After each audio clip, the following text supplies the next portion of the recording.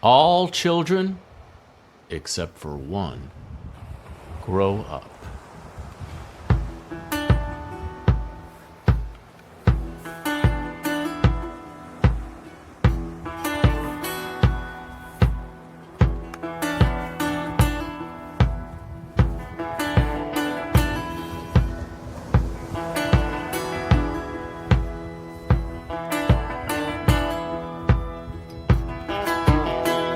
You are listening to Filthy Armenian Adventures. Listen to the wind blow, watch the sun rise.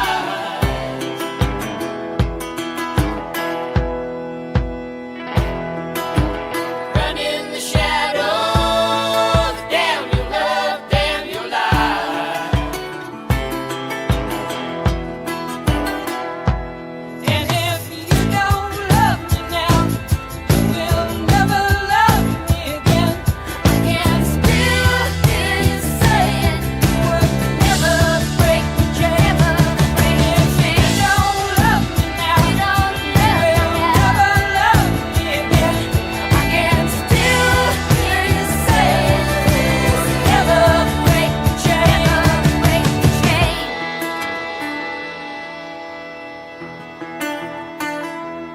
Before we begin, let me assure you that I despise Elliot Rodger. I despise him so much. I am perfectly happy to be politically correct on how much I hate Elliot Rodger. If I could go back in time and prevent the entire massacre by having one friendly dinner with Elliot Rodger at the Chili's at Goleta, I would probably pass. I probably hate him more than you hate him because he did what I was supposed to do. He put Isla Vista on the map. He gave it a residence in the national conversation. I should have done what he did, not as a crazy killer who drinks vanilla lattes, but as an artiste through a book or an opera or a movie. And now I'm sitting here like some schmuck having to talk about Elliot Rodger, who didn't even go to UCSB, but who now defines the place forever. I hate that as far as history is concerned, I am losing to Elliot Rodger. Ugh. Unacceptable. History's rejection of me in favor of a psychotic incel mass shooter is a declaration of war. And if it's war they want, then war they shall have. I will deliver a blow to my enemies that will be so catastrophic it will redefine the very essence of human nature. For history's choice has come at a great cost, because the way Elliot Rodger put Isla Vista on the cultural map, he also erased it from reality. That place is now gone. 10 years after the crime, we can add to the list of victims Isla Vista itself. That specific little magical throwback college town that stayed unchanged from the 1960s to 2014. That Neverland. IV. Gone. It's gone. I don't even need to elaborate, do I? You already know what I mean when I say it's gone.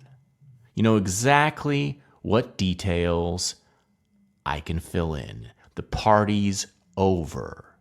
The 10s are 7s, the 7s are 4s. Everywhere you look, there are no longer very fine people on both sides. Halloween is canceled. Deltopia seems dead. Even the sorority which some of Rodger's victims attended has shut its chapter down. It's quiet, it's over, it's mid. Neverland is now just whateverland. Thanks to the unwitting allies of a psychotic lost boy who declared war on adulthood and ended up destroying Neverland. In the last episode, I remembered my personal education at that Neverland, where I was not quite pirate, not quite lost boy, and not quite Tinkerbell, but of which I should have been at least a kind of J.M. Barrie, the author of Peter Pan. In this episode, I will contemplate what led to its destruction, as chronicled by My Twisted World, The Life of Elliot Rodger, which is not so much a manifesto as it is an autobiographical fairy tale, a dark but very compulsively readable 21st century version of Peter Pan, or the boy who would not grow up. There are many questions raised by the crime, and most of the answers offered by journalism and activism, the approved answers that come up when you search this case on Google, are lies. Those who offered truthful answers, such as Stéphane Molyneux in a video called The Truth About Elliot Rodger, posted just 3 days after the crime, were completely deplatformed. 10 years later, the questions have lost none of their urgency. What could have prevented this? What parenting mistakes led to this? What kind of movies and video games crafted this lost boy? Where was even the slightest hint of Santa or Christianity in his pseudo-aristocratic Hollywood cliché upbringing? Was he radicalized by political extremism online? Was he an incel martyr? Or is it more significant that the only show he subscribed to on YouTube was the Young Turks? How mad was he, truly? Why was his crime far from an unprecedented one in Neverland? Why is his pain so relatable, despite the absence of a single redeeming or admirable quality in his entire self-narrative, except for his ability to tell it? How did gender feminists and the Me Too movement turn out to be his secret allies? In the spirit of restitution and reclamation, I will be engaging these questions and the autobiography of Elliot Rodger in the manner of a vintage Isla Vista balcony kickback with a fellow graduate of Neverland, one very chill dude. After this brief word from our sponsor.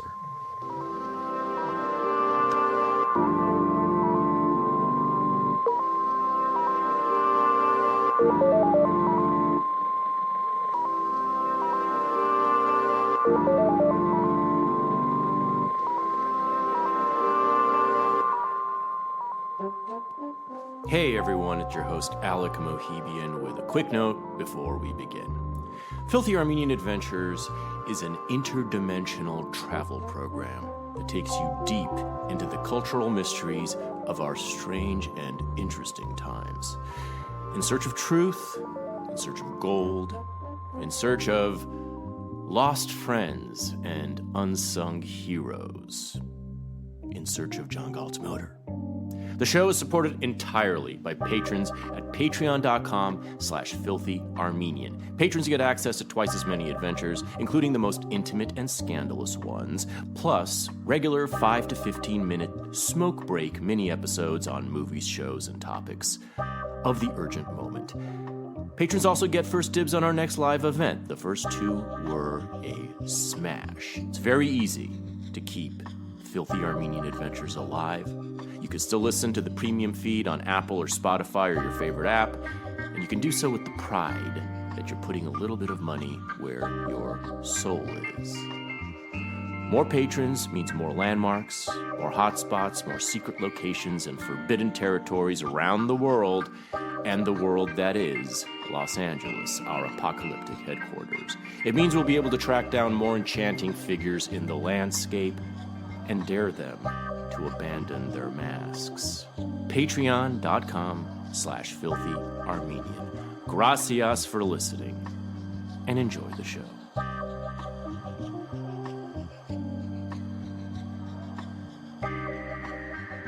So I'm just going to start by saying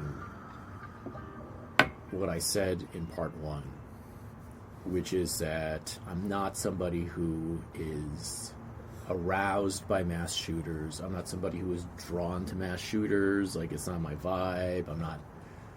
It's not my thing. I know certain people have a certain kind of like tee-hee, isn't this funny, isn't this cool thing about with like serial killers and mass shooters. I'm not into any of that.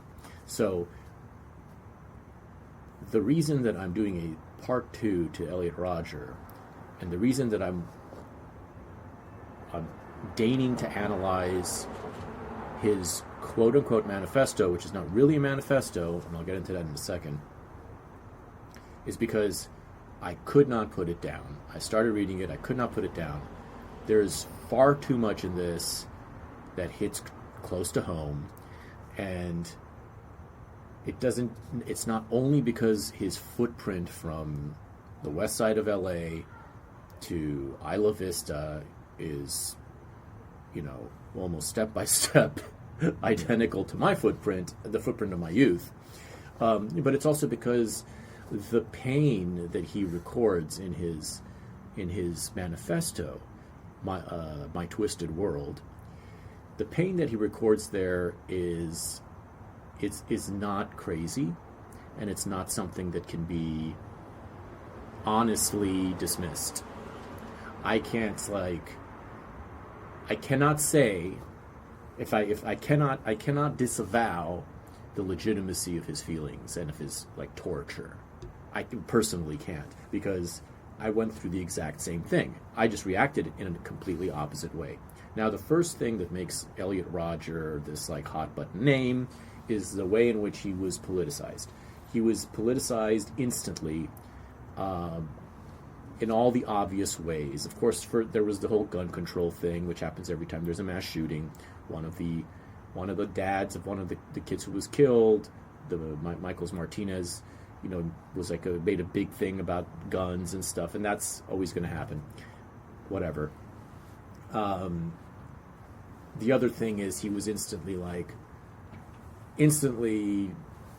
depicted as the misogynist incel killer, and this to the degree that this is what all the typical media outlets ran with.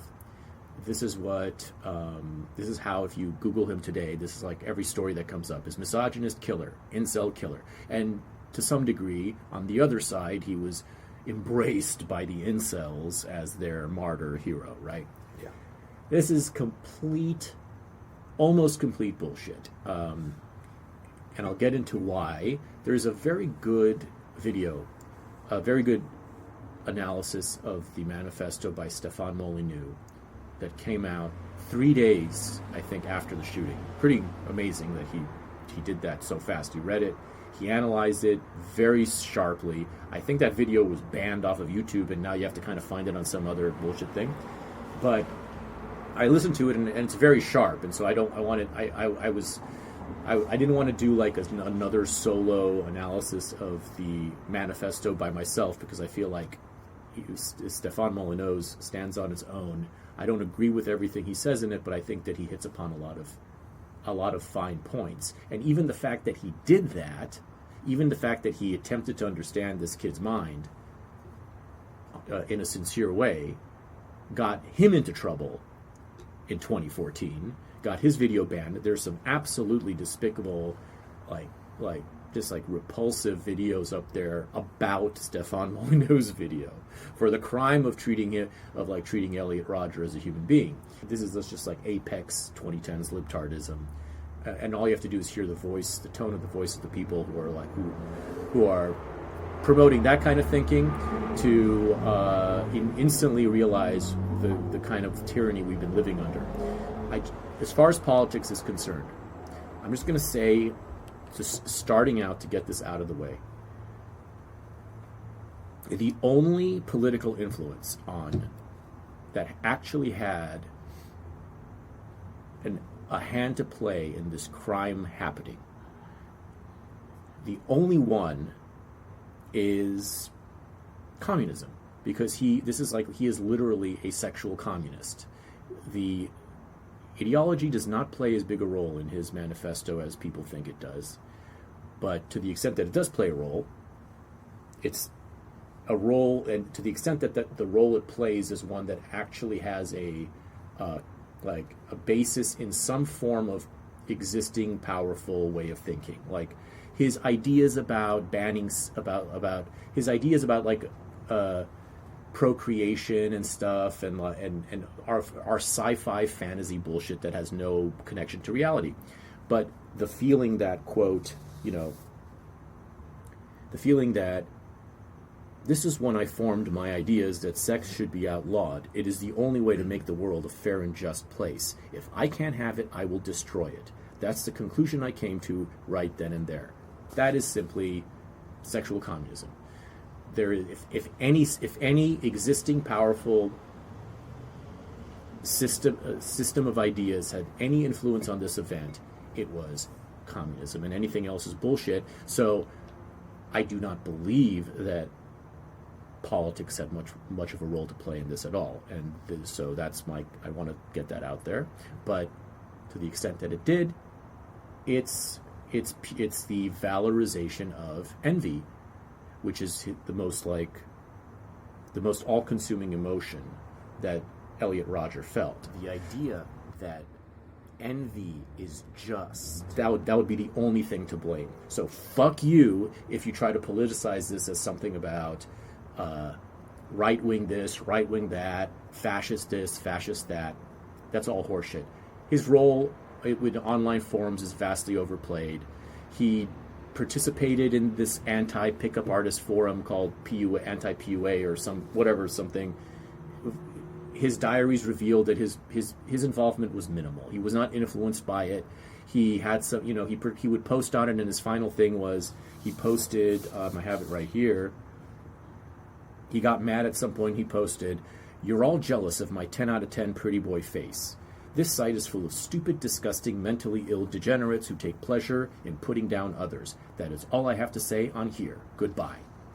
That was his sign-off on that thing. So the idea that he was radicalized by online fascism and stuff, total horseshit.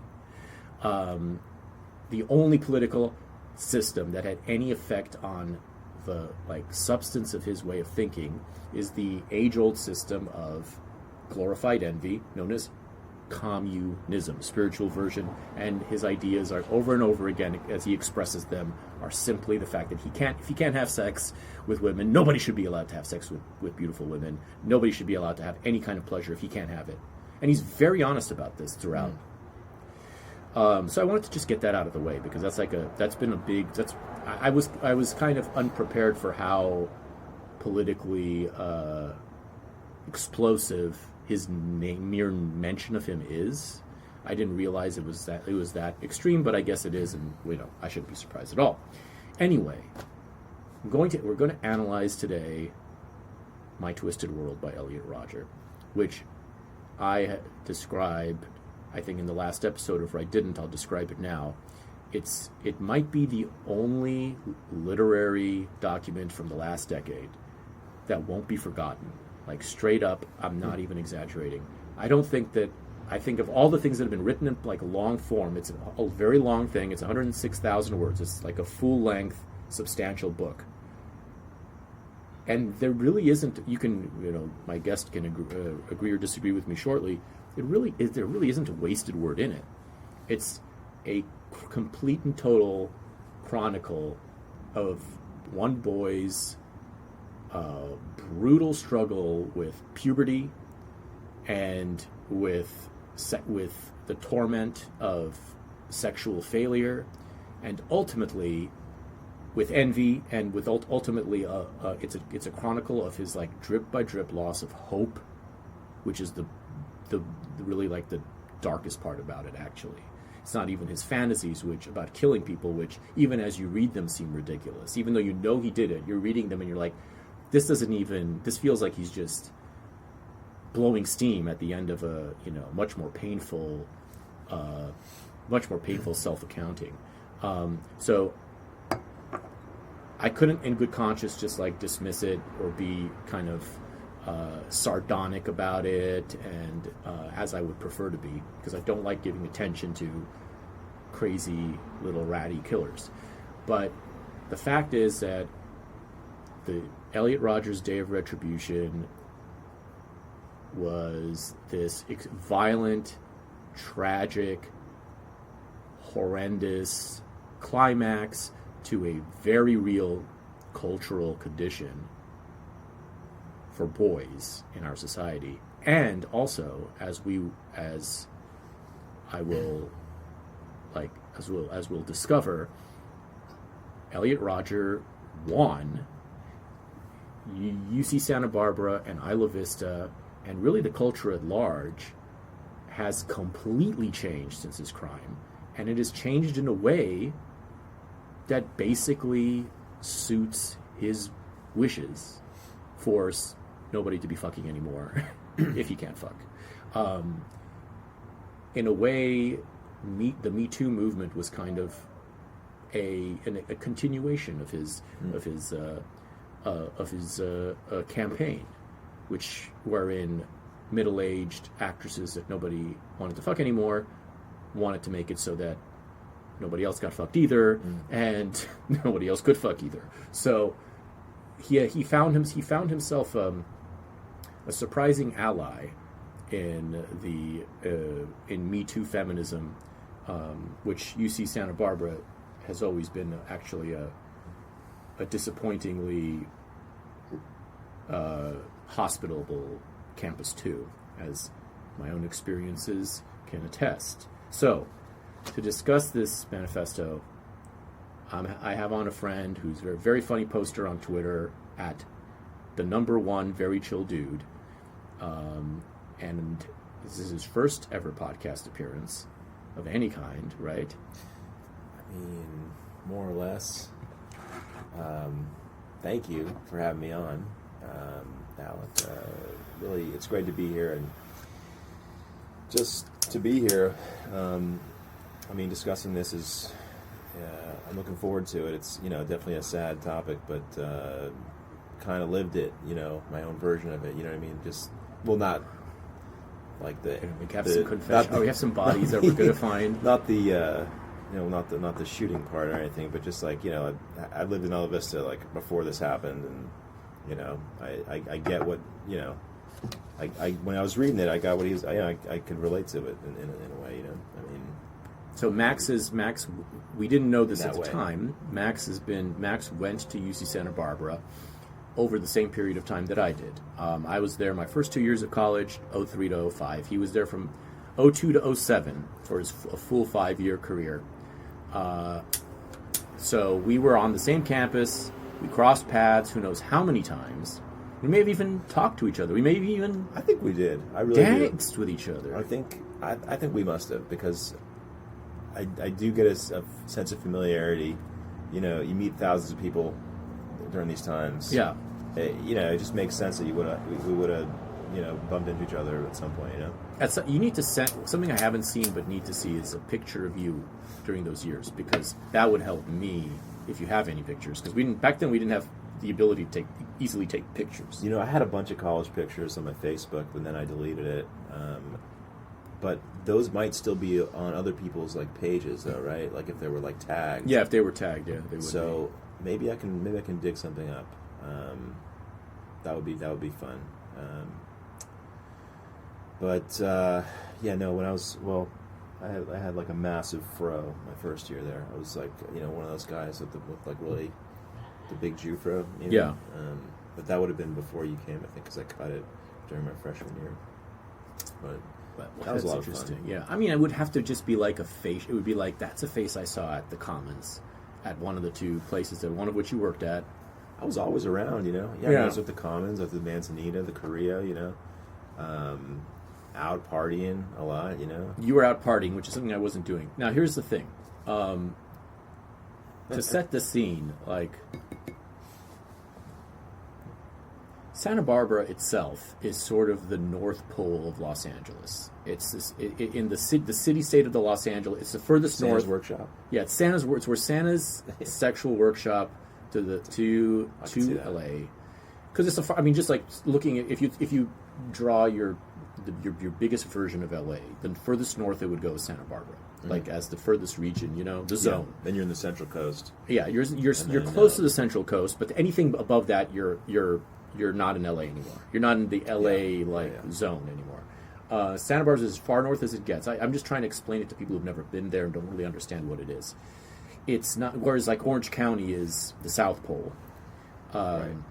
Or even San Diego, I guess. Even San Diego's, I feel like it's own thing. It's its own thing. Yeah, I don't want to mix San Diego and LA because it really is its own thing. But Orange County, basically like the decadent South Pole, the more penguins. vulgar, vulgar kind of money is, and like I don't know what's going on there. Like it's a I love Orange County, but it's the South. It's like exactly. It's like the South. It's like where the aristocracy, like the DGAF aristocracies are. Santa Barbara is this like cloudy, celestial, the heaven of LA. Yeah. It has a very Spanish kind of feel to it. It has a very anti-development ethos to it. You're not allowed to build hotels that are taller than a few stories. Like, period. You're not allowed to build hotels. Period. There's very strict zoning laws. They've been very adamant about maintaining their low to the ground buildings, Adobe style, Spanish style kind of architecture. That's kind of been. It's a very rich place. It's also it's a college town, so it's like academic and it's kind of hippy dippy and got that kind of culturally stuff to it that a college brings. I think it's always had that cultural, that hippy dippy, that kind of rock and rolly. That it's a surfer town. Oh, yeah. It's a college it's town. Very surfer. Yeah, it's full of just really good-looking, rich people. Traditionally, there's been a huge increase in the Mexican population of Santa Barbara over the last 20 years, but traditionally, it's got this like super wealthy white. Some good taquerias there too. Huh? Yeah, there's some good taquerias. I mean, Freebird's in Isla Vista is still good. Is still bringing it.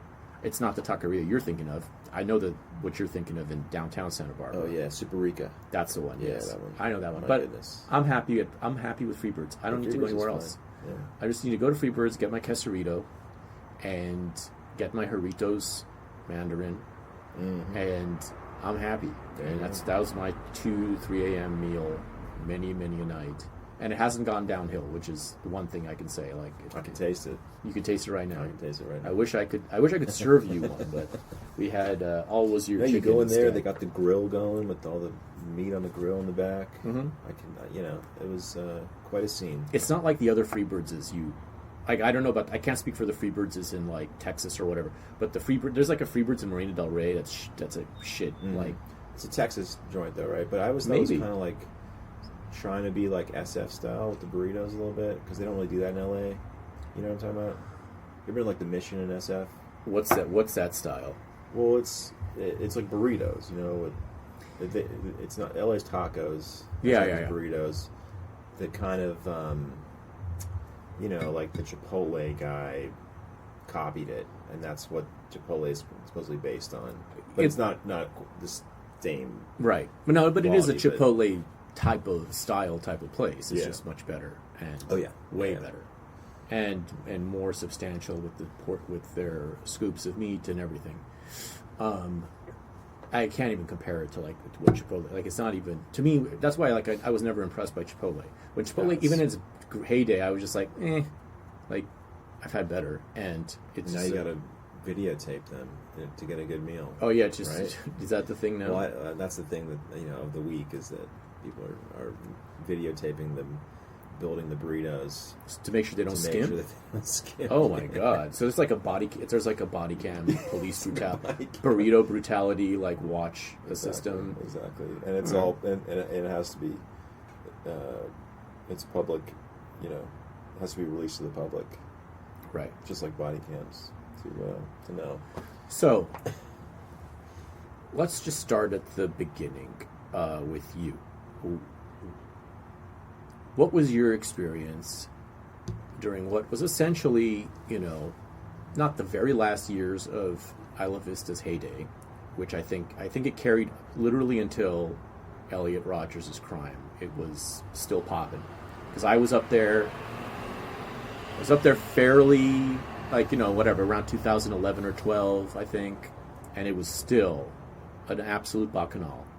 And I probably didn't go. I think that's probably the last time before the crime that I was up there. It's like 11 or 12, whatever. And it's obvious from his own. I mean, over and over, and I'll get to it when I just kind of review my selections from the text. But it's obvious that as he describes it, it's like it was just like an endless number of these like Hollywood hot type of figures that absolutely drove him crazy. Yeah, the way he describes it is the way I remember it, I mean, where should I start? Like, I went there for college. Visiting colleges, I was looking at the UCs and, around California mainly. I lived from San Francisco originally. And I got to this place and I just was like, I'm going here. I'm going to, if I can get in, Is it the best school you got into, or did you get into somewhere better that you said, fuck that, I'm going to go to Santa Barbara? I was pretty keen on UCLA too if I could have got in there, but I didn't get in there. I didn't get into Berkeley. I think I got into like San Diego maybe, and which at the time had Santa a better... Cruz, yeah, too. San Diego had a better reputation than I think Santa it Barbara. did, yeah. But it was also super Asian and super math, super math heavy. Yeah.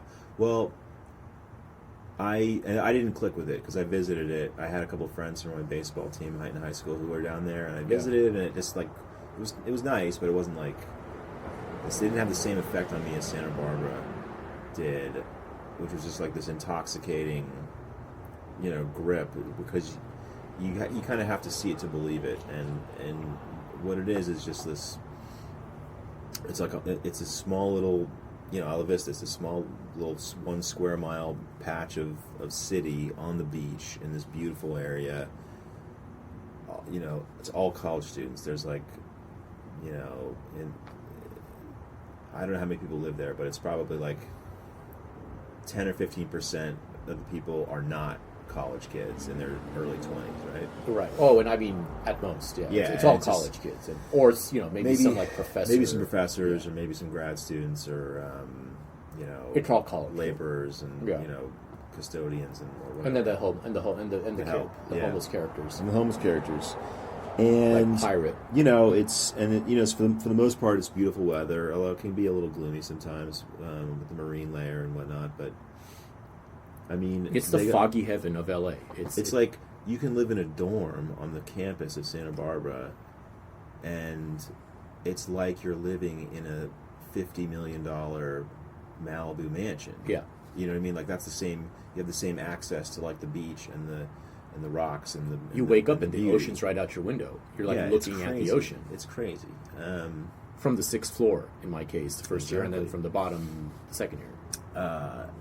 So that's that's kind of what makes it a unique place, and it's like a bubble of youth, and it's like a Neverland kind of a situation. You know what I mean? Because you can because you can forget about what the real world is like, because this ain't the real world. You know what I mean? No, it's not. It's fun. It's like you're constantly going from like hang to hang with different friends, and you're always meeting new people and your boys, chicks, partying,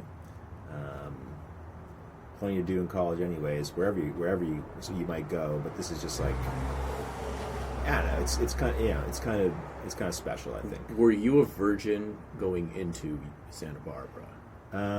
No, I was not. Okay, so you had that monkey off your back. I did. I can't remember exactly when. It was like sometime during high school senior year, I think. Wow, it's fuzzy to you when you lost it? That's crazy. It was either at the the summer before. I think it was the summer before my senior year. Mhm. I think. I remember who it was. Oh, that's good. But Okay, so yeah, I mean, I think it was just the one. okay, but so you got it off your. You had the monkey was off your back, which is I think important. Yeah, I mean, it was, however improbable. I mean, Well, what's so improbable? I It mean, was- it's just a matter of whether you had the wherewithal in the game at that point or not. I mean, I don't think I really had much game back then, but I must have had something going on. But it was whatever. It was just like a like a high school kind of a. Well, kind of a romance. what else is it going to be? That's right, You're yeah. not going to date the Playboy Playmate of the Year. I mean, But in high school. But the thing is, like, you kind of go there and you kind of have expectations of what you're gonna be able to get, and then Because you've been hearing about it nonstop. and then you show up and it's like, like you said in the first episode, it's not as easy, not quite as simple as that. No. It's not just for showing up. You know what I mean? No, I mean, you have to be. Maybe it is for some people. I don't know. Like people have different kind of skill sets, I guess. But like you go in there as a little freshman, and you. There are very. It's frustrating. They're frustrating. Yeah. It's very, very hard. It's very hard to do and you're told, but you're like, what's normal? What's normal is you're supposed to be fucking left and right, and everyone's fucking, and you feel like if you're not doing it, something must be very wrong with you. If you're not succeeding in this environment where everyone is talking about how everyone is super slutty and how everyone is so sexually active and yet you can't pull, you start to feel like there's something seriously wrong with you and that you're failing hard at this, brief window you have of paradise. And that is not an easy kind of thing to loom over you.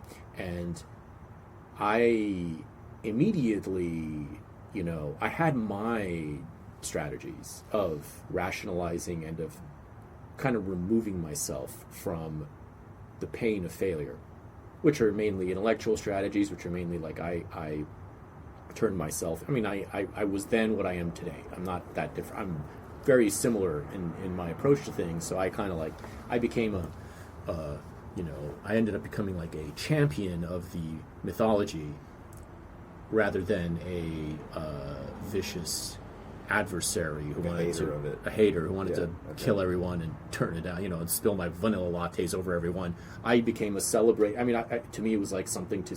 The ideal was something to celebrate and to admire. If I, to those who were capable of doing it. I was completely celibate those 2 years. The monkey was off my back virginity-wise because I got a prostitute that summer before, as I've described some other time. So I had that. At least that monkey was off my back. But I was a complete and utter fucking spectator, prowling around and just with my, focusing on my intellectual pursuits and trying to ingratiate myself by being funny and whatever, all the things that guys do when they're not natural chads and whatnot. That was my strategy from the beginning. But it was a specifically it was a education in loneliness. It wasn't anything else. And I had my friend. I mean, I had mild friends. I had you have your dorm room neighbors. They're similarly not getting any pussy. Not at all. None of them. I can't think of one who was getting pussy. At least while I was there the first 2 years. I think a few of them found a girlfriend or two after they're as upperclassmen, but as lowerclassmen, none of the ones I knew were getting any pussy. There was a Korean guy whose girlfriend visited at some point from God knows where, and he fucked her to the audibly for everyone to hear. Nice. for a week, right? Ho Sung was his nice. name. Yeah, I like Wait, Ho what was his Sung. name? Ho Sung. Do you know Ho Sung? No, I don't think so. He was my class. I think he was my class. No guy with a similar name, which Well- I won't say, but I think he does pretty well. He's a bit of a Korean Chad himself. Right. So, anyways, Ho Sung Hero. No, So yeah, anyways, yeah. it is you immediately discover it's not as easy as it was billed to you. it's just like some guys come in at different levels, I guess. Like anything, and Being smart is. and it's like the thing about I don't know, if you have a girlfriend or if you're able, that's not really what we're talking about here. We're talking about going out and bagging something and bringing it home, right? Although if you do have a girlfriend, that's still that's big. Did you have a girlfriend at some point? I mean, when did you first have a girlfriend? Not until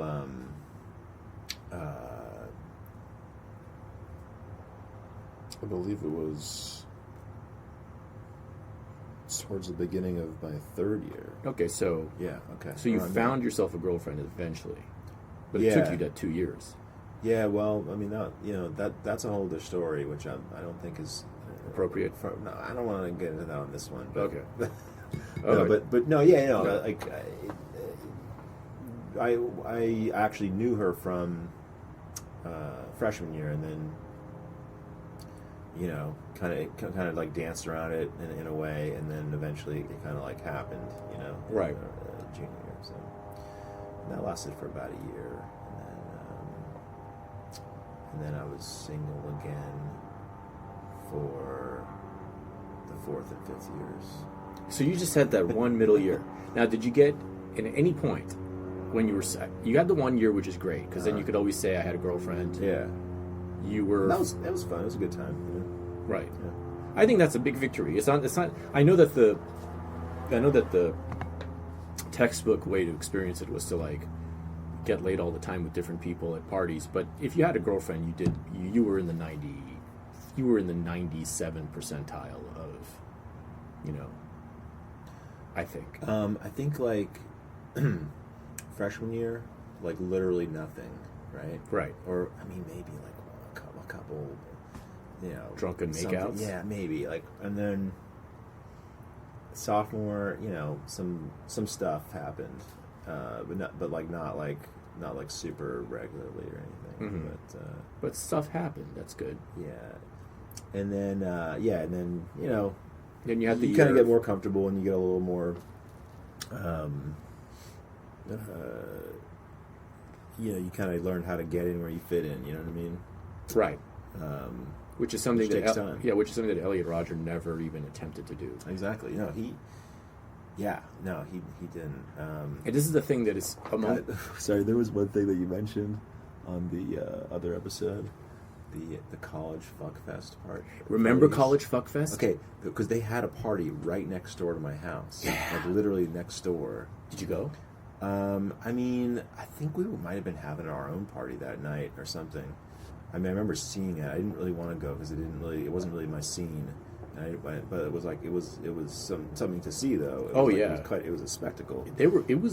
Those were good videos. I mean, it was like my favorite site. And it was just, we all got a kick out of it. We all thought it was like really funny and crazy and wow, hey, you guys want to go be on the Fuck Fest show or Yeah. And then something kind of serious happened. I mean, not serious, but yeah, like this girl, a friend of ours, a neighbor, apparently, was there, and I don't think she was like straight up being a porno actress or anything, but she, but like there was like pictures taken of her topless and put on the website, Right. and she was really drunk, and there was like no way she could have like agreed to that. Well, as I recall, I know that She was very upset about it. there were scandals, but there were definitely I remember emails going out and stuff and scandal. There were warnings. I remember getting emails that there are these parties happening, and warning people that if they go to them, they will end up on the internet. I think the protocol was, and I don't know how well it was followed or not, but the protocol was that if you entered the party, there were porn, there was talent sprinkled in, they brought people with them to. Yeah, they brought real performers. They brought real performers, but it was the main point was that anyone there could fuck, and that if you enter the party, you're signing a thing that whatever you do there may be filmed, and you're giving up your right. You're giving them the right to post it. That was the rules. So if you went into that party, and you fucked, or even if you didn't, even if you were a bystander, because if you remember the videos, there's a lot of times there are two people fucking, and there's a lot of people watching and cheering them on, and it was great. I mean, it did feel to me I'm talking about aesthetically, it was like you're watching real, because they were for the most part real college people. Even their performers were college people, so it was there were some who were already City college, primed. maybe. Yeah, probably from Yeah. city. Probably they recruited from the city college because that was another thing. The city college, which is actually Elliot Rodger did not attend UC Santa Barbara. He attended the city college. That's right. That's and even right. that he half-assed. He barely attended at all. But that's what that he didn't have good enough grades for any. Well, I for- wonder if the university sort of like wants to be rid of city college in people in Isla Vista. Is that kind of I think that's a thing that they do, that they want to like make it a UCSB kind of place and not the Clearly, troublemaking, yeah. Clearly they've separated. I mean, I'm sure that has been one of the effects of this of the way in which it's become now a non-party school at all, and now it's just like a nerdlinger school. Is it really not a party school at all? My conclusion is that it's not a party school Wow. at all. I mean, I'm sure there are parties Yeah. and whatever. It's not like it was. I mean, like I've heard that they've made it really hard on frats. I've heard that they've canceled Halloween. That's for sure. Like Halloween's no longer. You remember what Halloween was? I remember when they canceled it too, Yeah. and I do remember. Yeah, I mean, Halloween was like the best Halloween. they canceled Halloweens everywhere. They canceled the one in San Francisco too at the Castro. You know about that? Why? That was like when I was in high school.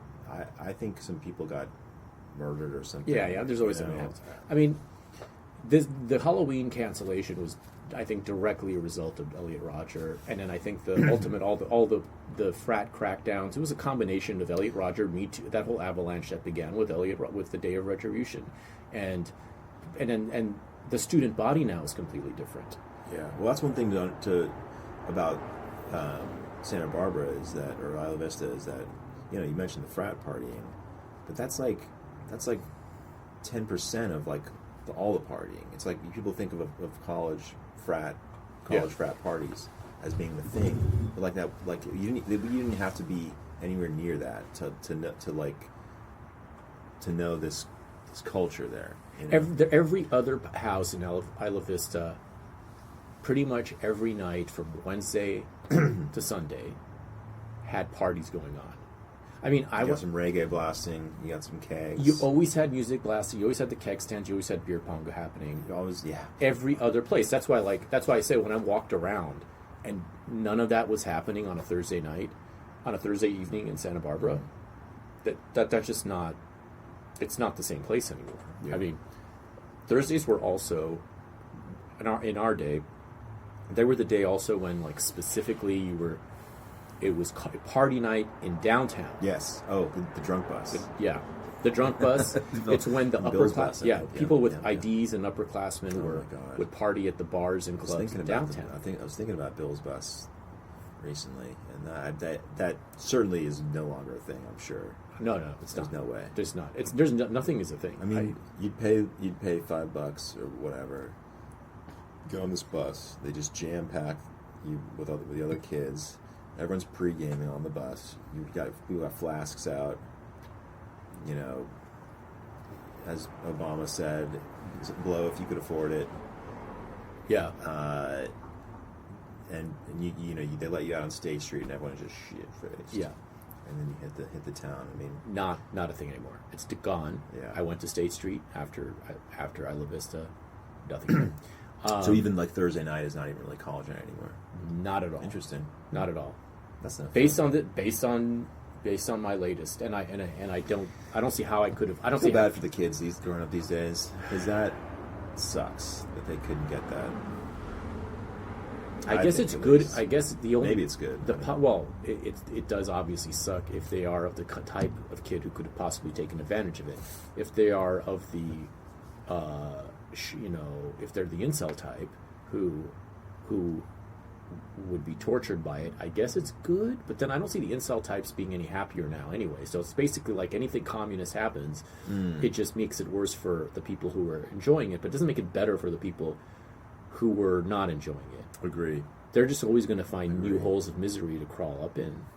So no, I don't. Yeah, it's not good. Funny you just mentioned Obama, because one of the times I went up there, one time I happened to be on Del Playa when Osama bin Laden was killed, and they wow. announced it. Yeah, and all of a sudden, So what year was that?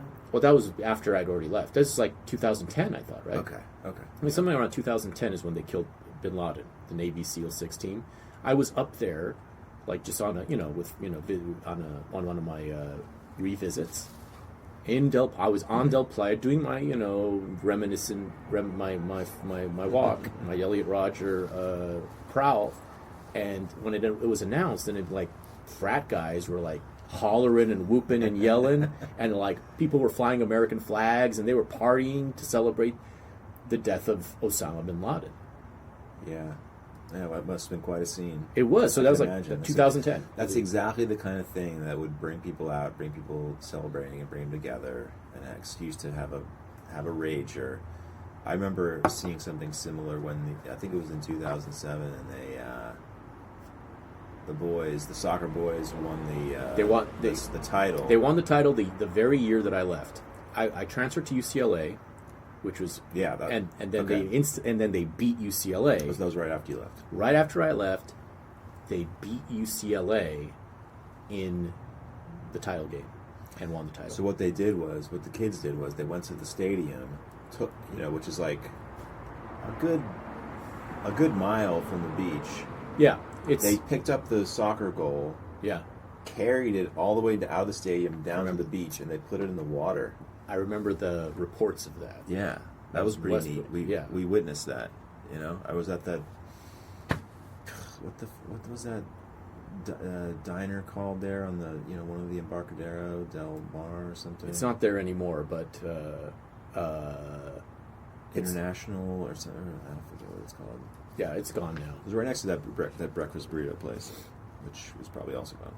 And it's funny because my Orient, like the summer before I started freshman year, I did a soccer camp there because I was still very I was still like I had aspirations to like I played on the club team my first year, and then decided it wasn't worth it because. Oh really? Yeah, I played on the club team. Oh, you probably know my buddy then.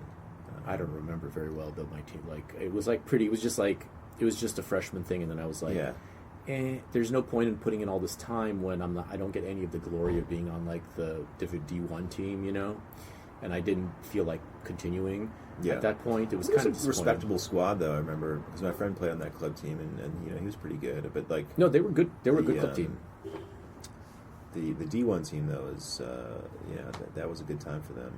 Well, it was a great time for them, and the camp was with the D1 coach and program, the summer camp, and it was like with a bunch of high school, aspiring college players from high school, at various years of high school, and I had a great time actually.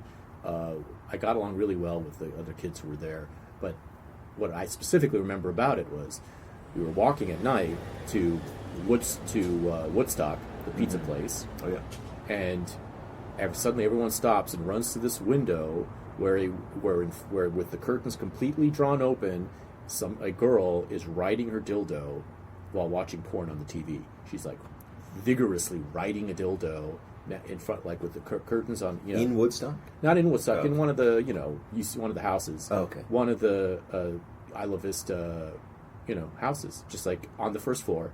And everyone was just like, "What house was this?" I don't fucking remember. I wish I knew. Yeah. This was the summer though. I don't know if you were there during the summer. Maybe you were. I think I probably was. Right. Well, it could have been someone you knew. She was hot. Like it was like. So this was my first glimpse of the. So I was like, oh my god, it's real. This is real. There's people there's like hot chicks just randomly, riding their dildos in full view of everyone. This is going to be great. Yeah. But that's not anymore. Not anymore. And it wasn't. And so. Now you got to pay per minute on only whatever. Yeah, you got to find her OnlyFans where she doesn't do anything, and she probably just like reads Jezebel articles with one nipple sticking out. Oh yeah, that sounds great. Okay, so what did you? What are your impressions of? For the rest of this 3-hour episode, please subscribe to the show at patreon.com/filthyarmenian. You will get twice as many episodes as a subscriber, plus about a dozen smoke break mini episodes of 5, 10, 15 minutes every month on topics and media of the day, including a few more about Santa Barbara and the Elliot Rodger story that I have in the pipeline. If you enjoy the show, if you support what I'm doing, and if you value the truth in a world where it is severely endangered, and in a world in which censorship efforts are being ramped up as we speak, up ahead of an election, there's a new protocol by Spotify now. They said they're going to be monitoring podcast content much more closely. It's really the type of thing where you have to put a little bit of money where your soul and convictions are and support the shows and the podcasts that stand for what you stand for and whose missions you ultimately believe in. So I hope that's me. I hope that's Filthy Armenian Adventures.